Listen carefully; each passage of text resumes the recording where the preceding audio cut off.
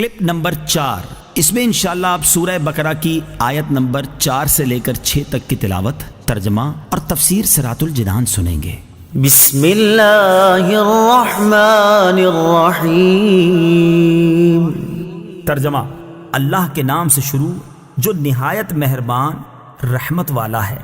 والذین یؤمنون بما انزل الیک وما انزل من قبلک وبالآخرۃ هم یوقنون۔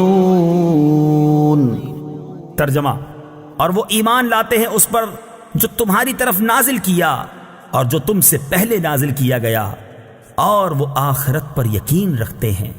والذین یؤمنون بما انزل الیک، اور وہ ایمان لاتے ہیں اس پر جو تمہاری طرف نازل کیا۔ تفسیر صراط الجنان میں ہے، اس آیت میں اہل کتاب کے وہ مومنین مراد ہیں جو اپنی کتاب پر اور تمام پچھلی آسمانی کتابوں پر اور انبیاء علیہم السلام پر نازل ہونے والی وحیوں پر ایمان لائے اور قرآن پاک پر بھی ایمان لائے۔ اس آیت میں ما انزل الیک سے تمام قرآن پاک اور پوری شریعت مراد ہے۔ وبالآخرۃ هم یوقنون، اور وہ آخرت پر یقین رکھتے ہیں۔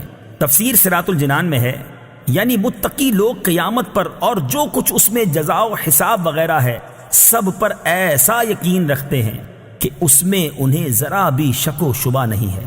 اس میں اس بات کی طرف بھی اشارہ ہے کہ یہودیوں اور عیسائیوں کا آخرت کے متعلق عقیدہ درست نہیں، کیونکہ ان میں سے ہر ایک کا یہ عقیدہ تھا کہ ان کے علاوہ کوئی جنت میں داخل نہیں ہوگا، جیسا کہ سورہ بقرہ آیت نمبر 111 میں ہے۔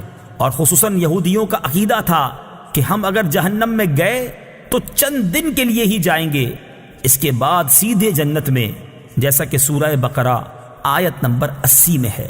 اس طرح کے فاسد اور من گھڑت خیالات جب ذہن میں جم جاتے ہیں تو پھر ان کی اصلاح بہت مشکل ہوتی ہے۔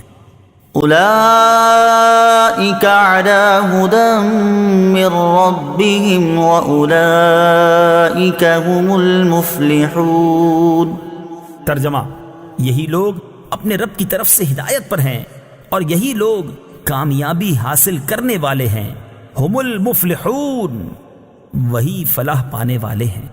تفسیر صراط الجنان میں ہے، یعنی جن لوگوں میں بیان کی گئی صفات پائی جاتی ہیں وہ اپنے رب عز و جل کی طرف سے عطا کی گئی ہدایت پر ہیں، اور یہی لوگ جہنم سے نجات پا کر اور جنت میں داخل ہو کر کامل کامیابی حاصل کرنے والے ہیں۔ اصل کامیابی ہر مسلمان کو حاصل ہے۔ یاد رہے کہ اس آیت میں فلاح سے مراد کامل فلاح ہے، یعنی کامل کامیابی متقین ہی کو حاصل ہے۔ ہاں، اصل فلاح ہر مسلمان کو حاصل ہے، اگرچہ وہ کتنا ہی گناہ گار کیوں نہ ہو، کیونکہ ایمان بذات خود بہت بڑی کامیابی ہے، جس کی برکت سے بہرحال جنت کا داخلہ ضرور ہوگا، اگرچہ عذاب نار کے بعد ہو۔